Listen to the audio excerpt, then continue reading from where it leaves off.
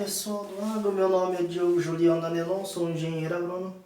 Sejam todos bem-vindos a mais um vídeo aqui do nosso canal Conceitos do Agro. No vídeo de hoje nós vamos estar comentando, conceituando com vocês um pouco a respeito das formas de absorção dos íons nutrientes pela planta, né? Esse contato que existe entre íon raiz, né, via solo. De um modo geral, tá, os nutrientes, tanto macro como micronutrientes, eles podem ser absorvidos, né, basicamente por três processos: ou por fluxo de massa, ou por difusão, ou mesmo por interceptação radicular. Aqueles íons nutrientes, né, que são considerados muito móveis no solo, eles tendem a ser absorvidos por fluxo de massa. Tá? Um exemplo, né, que nós podemos dar de íon nutriente absorvido por fluxo de massa, nós temos o nitrato, NO3-. Né? Esse nitrogênio, né, que já foi sintetizado, mineralizado pelos micro-organismos do solo, dessa simbiose que existe entre as bactérias e os fungos, né, benéficos que existem no solo, né, que captaram aí boa parte desse nitrogênio do ar atmosférico e parte, né, dos restos de vegetais, né, excrementos de animais. E esse nitrogênio então foi sintetizado, mineralizado e chegou nessa forma aqui de NO3-, por exemplo, que é o nitrato. Tá?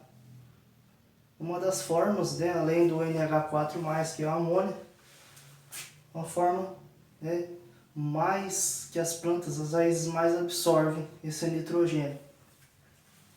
Tá? Então esse nitrato, ele tende a ser repelido pelas cargas negativas do colóide. Então esse nitrato ele tende a se tornar, a ficar mais solúvel na solução.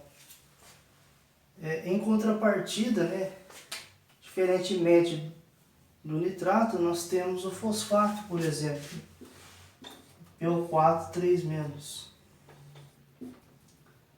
Então esse fosfato ele tende, né, a ficar fixado ali na solução, absorvido entre a matéria orgânica e a argila, né, ele se liga, né, tende a se ligar, né, com cargas, com cátions, micronutrientes, por exemplo, o alumínio 3+, que é esse alumínio tóxico, né, na sua forma tóxica, em condições de solo ácido. Ferro 3+, ferro 2+.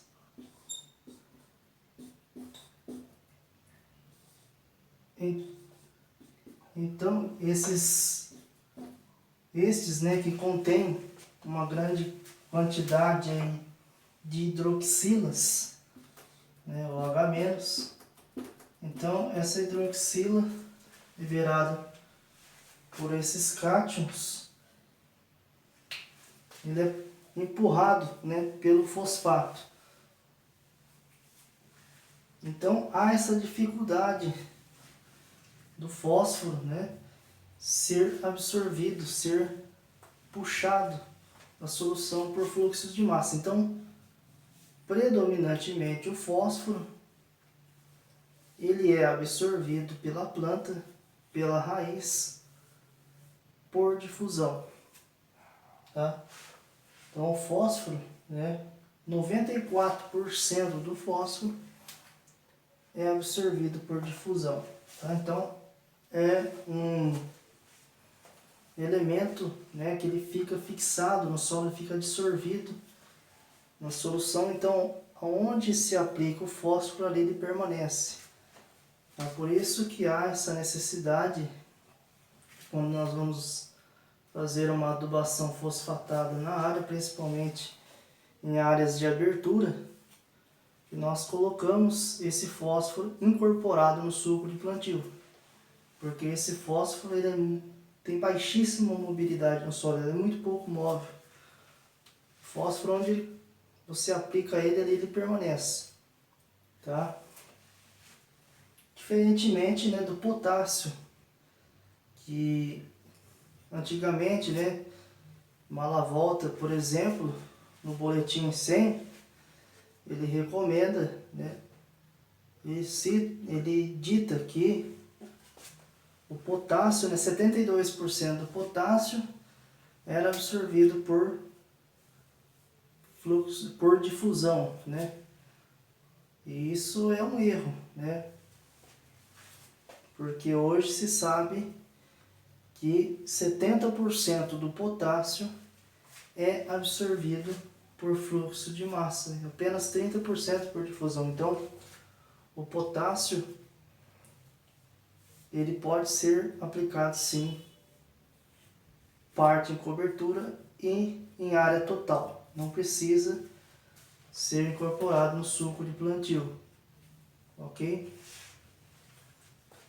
Então, o que é fluxo de massa, né? É aquela movimentação que ocorre em direção ao sentido, né, de maior potencial de água para uma região, uma zona de menor potencial de água. Nutrientes, né, e os nutrientes absorvidos por fluxo de massa, eles tendem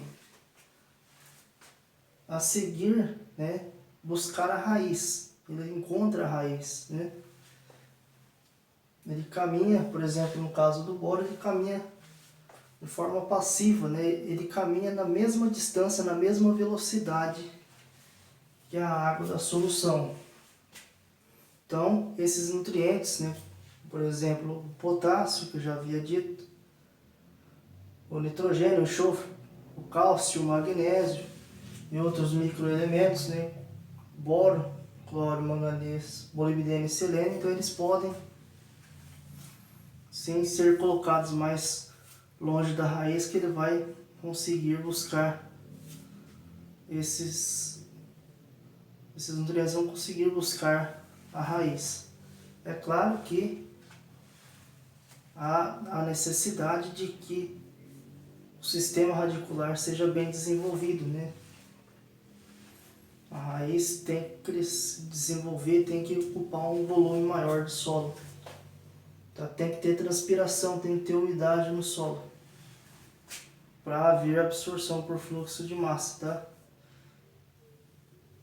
Nutrientes absorvidos por fluxo de massa são dependentes da relação que existe entre a superfície radicular e o volume de solo explorado pelas raízes. Então, quanto mais a raiz cresce, mais os nutrientes são absorvidos. Assim como ocorre, né, com a interceptação radicular também. Ocorre de pouco, mas ocorre, tá? Ocorre com todos os nutrientes. É uma condição ao acaso, né, a interceptação radicular. À medida que a raiz vai se desenvolvendo no perfil do solo, ele vai encontrando esses nutrientes e vai absorvendo. Tá? No caso, o cálcio, por exemplo, né, ocorre de forma simultânea. Ferro e manganês também. Por que ferro e manganês? Porque os nossos solos tropicais, eles são ricos, né, em ferro e manganês. Então, tanto é que quando a gente vai fazer uma análise foliar, por exemplo, é constatado na maioria das vezes uma grande quantidade, uma grande concentração de ferro e manganês. Mas isso não é um problema. Isso a gente pode dizer que é uma forma benéfica, né, de absorção. Não é excesso, não é toxidez. É uma forma benéfica que a raiz da planta encontra esses micronutrientes que são encontrados em maior abundância no perfil do solo, né? Todas as partes, né? Os horizontes, né? Basicamente. E o cálcio, né? Pelas calagens sucessivas, calagem intensa, tanto de correção como de manutenção, que é feito nas áreas, né? Então esse cálcio geralmente é encontrado, né, em todo o perfil. Então, à medida que a raiz se desenvolve, ela consegue encontrar esse nutriente e absorve. Ocorre pouco, mais ocorre, né? Geralmente mais com cálcio, ferro e manganês. E difusão, né, como eu já havia dito, além do fósforo, né, nós temos também alguns micrometálicos, como o cobalto, o cobre, o ferro, o manganês, o níquel e o zinco, que também são absorvidos por difusão. Eles têm essa dificuldade de ser repelido, né, pelas cargas negativas. Eles ficam ali, no caso do fósforo, tende a ficar fixado ali entre a argila e a matéria orgânica, então ele fica prensado ali e não consegue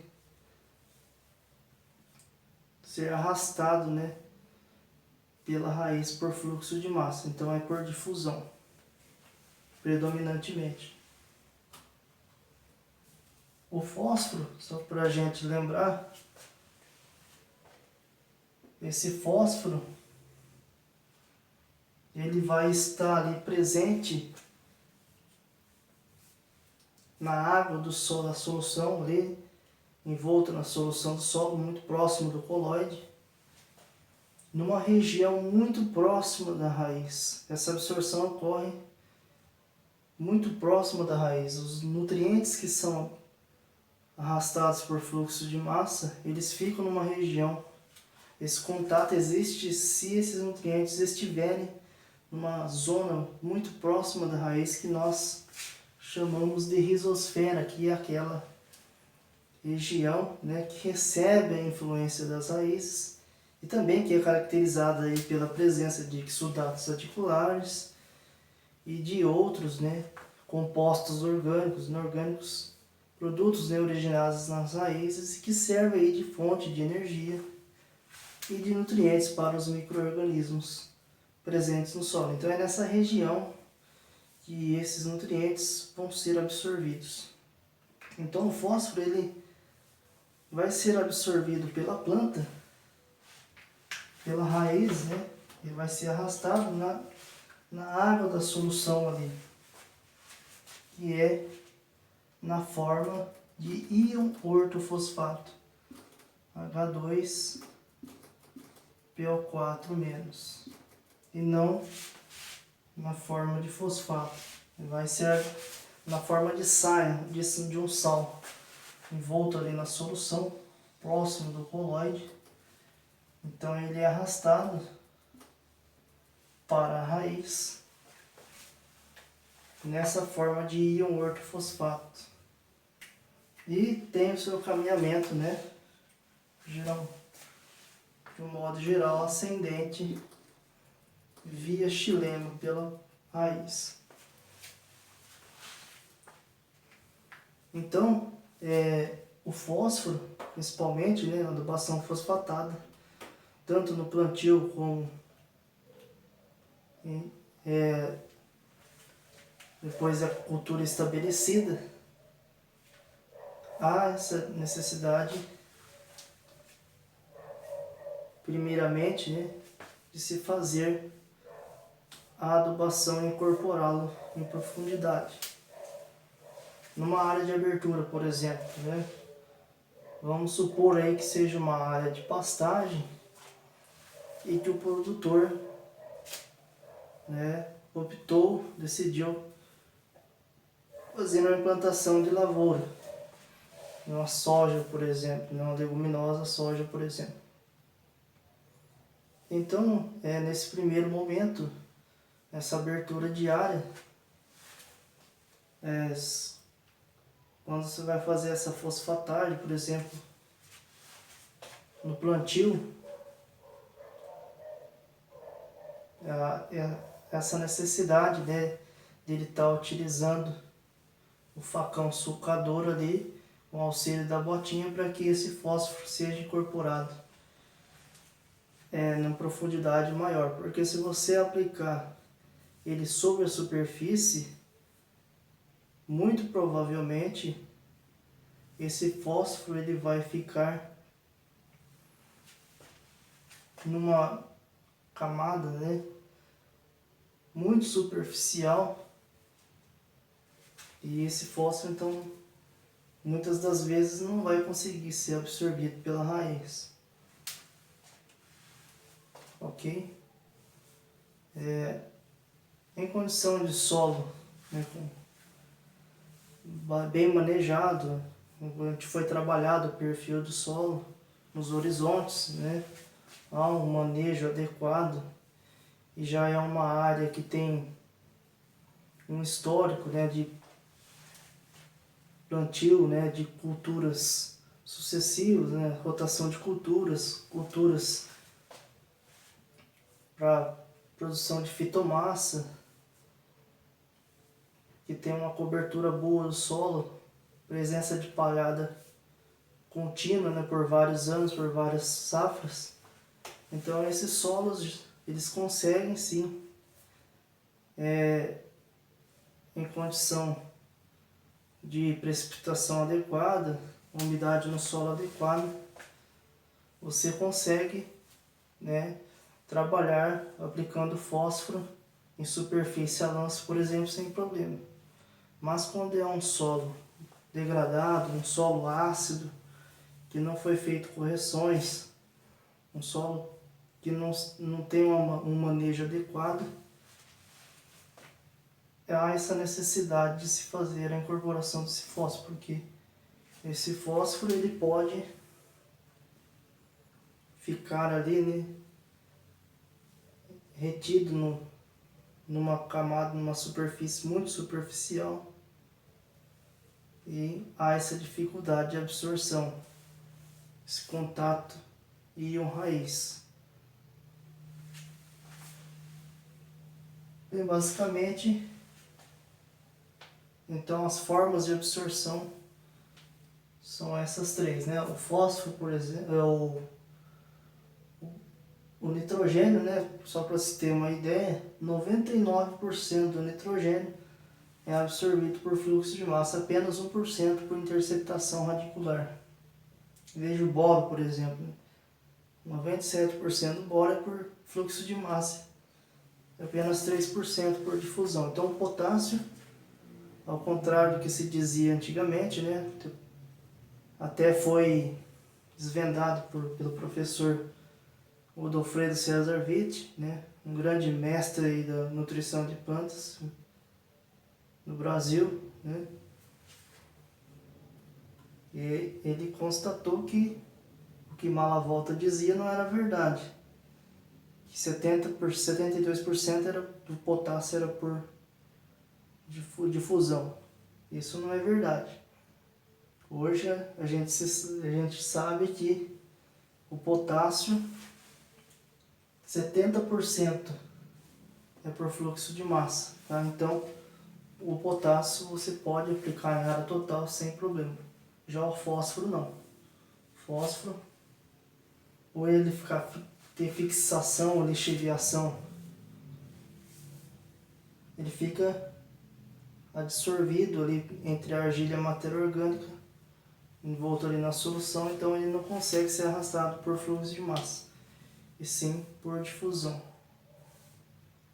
Então ele caminha a curtas distâncias, né?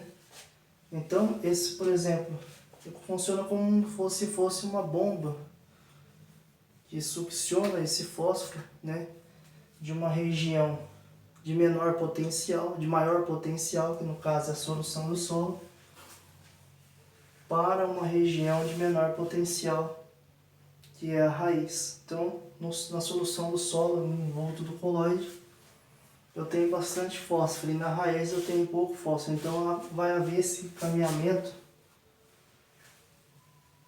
de uma região, né, de maior potencial de fósforo para no caso a raiz que tem menor potencial de fósforo.